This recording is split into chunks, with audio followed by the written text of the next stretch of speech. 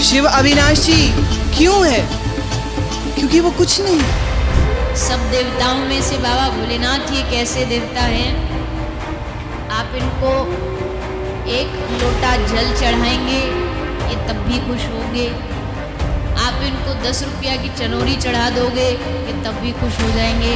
आप इनको बेलपत्र चढ़ा दोगे ये तब भी खुश हो जाएंगे। सर्वभुज रूपी भगवान श्री हरि को पुकारा, बचाओ बचाओ बचाओ बचाओ। भगवान बोले ऐसे तो बचने वाले नहीं हो, काय को वरदान दे रहे। शंकर जी बोले अब एक बेर भूल हो गई, बचाओ अब ना हुई है। शिव का ना कोई एक भी शत्रु, एक भी असुर, एक भी राक्षस शिव के द्रोही नहीं। तो भगवान देवादिदेव महादेव क्या करते हैं, साधारण गृहस्थियों के जीवन में महाकष्ट लिखा है तो महा को काट देंगे, किंतु प्रारब्ध में जो लिखा वो तो भोगना पड़ेगा। भोले भक्त शिवजी को प्रसन्न करने के लिए पूजा में बेलपत्र, धतूरा या भांग चढ़ाते हैं। लेकिन दोस्तों, क्या आपने कभी ये सोचा है कि क्या सच में शिवजी इन्हीं चीजों से प्रसन्न होंगे? क्या शिवजी सोमवार व्रत, शिवरात्रि के व्रत और महाशिवरात्रि के व्रत से प्रसन्न होते हैं? क्या इसके बारे में लोकवेद को छोड़कर और कहीं या किसी शास्त्र में जिक्र है? क्या शिवलिंग की पूजा सही है? क्या शिव जी अविनाशी और अजरो अमर हैं? दोस्तों, सवाल बहुत पेचीदा है लेकिन आपको सोचने पर मजबूर कर देगा। शिवरात्रि पर भोले भक्तों के द्वारा व्रत रखा जाता है और रात भर जागकर शिव जी की पूजा की जाती है। महाशिवरात्रि के दिन माता पार्वती और भगवान शिव जी का विवाह हुआ था। इस कारण इस दिन माताएं बहनें पति को मृत्यु से बचाने के लिए व्रत रखती हैं। लेकिन वास्तविकता तो यह है कि वेदों का सार बताने वाली श्रीमद् भागवत गीता में व्रत के लिए मना किया गया है। इसे शास्त्र विरुद्ध साधना कहा गया है। शिवलिंग की पूजा के विषय में कबीर साहिब जी ने बड़ी ही खतरनाक वाणी बोली है। धर शिवलिंगा बहुविध रंगा, गाल बजावे गहले, जयलिंग पूजे शिव साहिब मिले, तो पूजो क्यों ना खेले। मतलब शिवलिंग को पूजने से अच्छा है कि बैल के लिंग को पूजो, जिससे गाय को गर्भ धारण होता है और फिर अमृत दूध उत्पन्न होता है, जिससे दही घी का निर्माण होता है।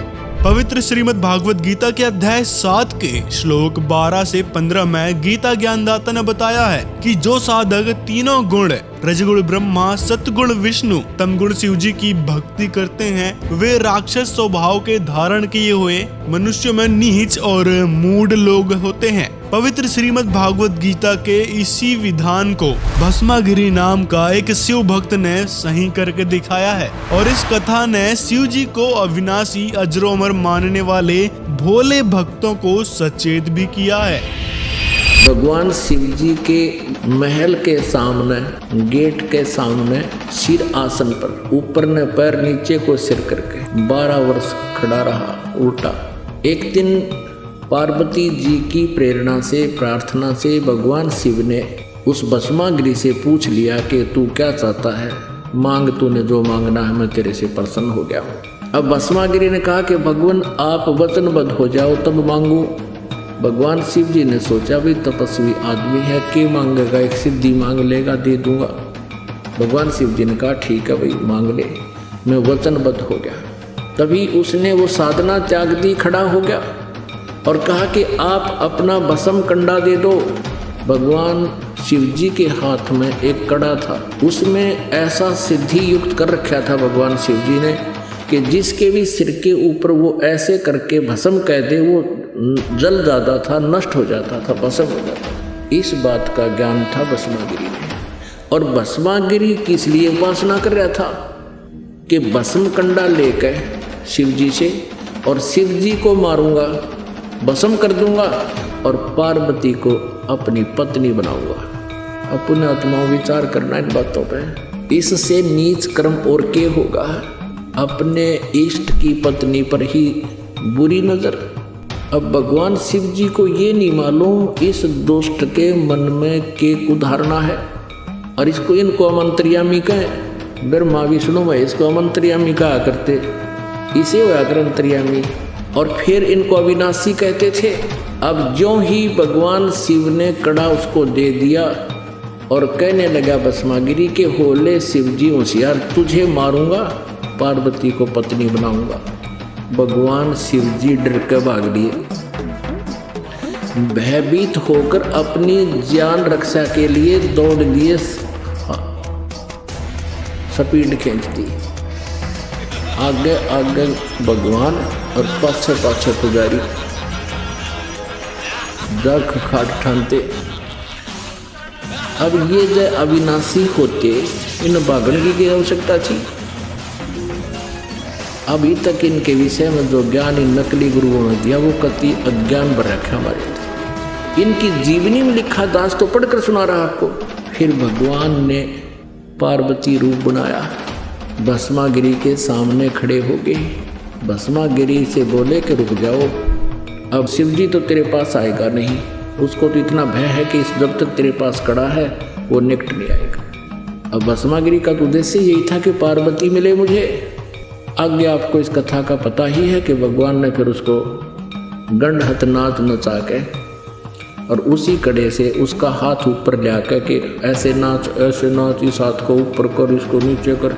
जब वो कड़े वाला हाथ उसके ही सिर पर पहुंच गया तब कह दिया भस्म, वो भस्मागिरी मर गया। उसके बाद वो भस्मा असुर कहलाया।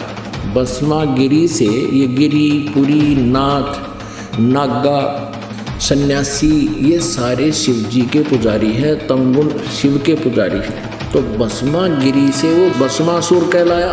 पवित्र देवी भागवत महापुराण के तीसरे स्कंद के 123 पृष्ठ पर भगवान विष्णु स्वयं कहते हैं कि मैं यानी विष्णु, ब्रह्मा और शंकर नाशवान है। हमारा तो आविर्भाव और तिरुभाव यानी जन्म मृत्यु होता है और हम तीनों अविनाशी नहीं हैं। इस प्रमाण से भी साफ स्पष्ट होता है कि शिव जी अजरो अमर अविनाशी नहीं है। दोस्तों, बात करते हैं व्रत की। हिंदू धर्म में भगवान से लाभ लेने के लिए व्रत को बड़ा महत्व दिया जाता है। हर एक कथावाचक कोई न कोई व्रत करने की सलाह अपने प्रवचनों में दे ही देता है। जैसे सोमवार का व्रत हो, मंगलवार का व्रत, एकादशी व्रत, महाशिवरात्रि व्रत, नवरात्रि व्रत और भी ढेर सारे व्रत भगवान को खुश करने के लिए हमारे ऊपर लाद दिए जाते हैं। भले ही कथावाचक खुद कोई व्रत ना करते हो, भले ही इनसे कोई लाभ हो या ना हो, और भले ही व्रत करने के बारे में पवित्र सदग्रंथों में कहा हो या ना कहा हो, लेकिन इन नकलियों का क्या? इनको तो लोगों को गुमराह करके नरक में ढकेलना है। सदग्रंथों में तो महाशिवरात्रि के जागरण और व्रत को भी निषेध बताया गया है। देखिए गीता अध्याय 6 का श्लोक 16। योग यानी भक्ति ना तो अधिक खाने वाले की और ना ही बिल्कुल ना खाने वाले की यानी व्रत रखने वाले की, और ना अधिक सोने वाले की और ना अधिक जागने यानी जागरण करने वाले की सफल होती है। तो दोस्तों, हमने देखा कि पवित्र गीता में व्रत, जागरण और साधनाएं व्यर्थ बताई गई हैं। साथ ही पवित्र सदग्रंथ वेद और गीता में कहीं भी मूर्ति पूजा का उल्लेख नहीं है। और फिर बताया कि यदि व्रत करने से, भूखा मरने से परमात्मा प्राप्ति होती है, तो जिस समय अकाल गिरे हैं, लाखों लोग हाहाकार मर के 20-20 दिन भूखे, 30-30 दिन भूखे रहकर मर गए हैं, केवल घास भी खाने को नहीं मिला, तो क्या उनका मोक्ष हो गया? व्रत करे से मुक्ति हो तो अकाल पड़े क्यों मरते हैं।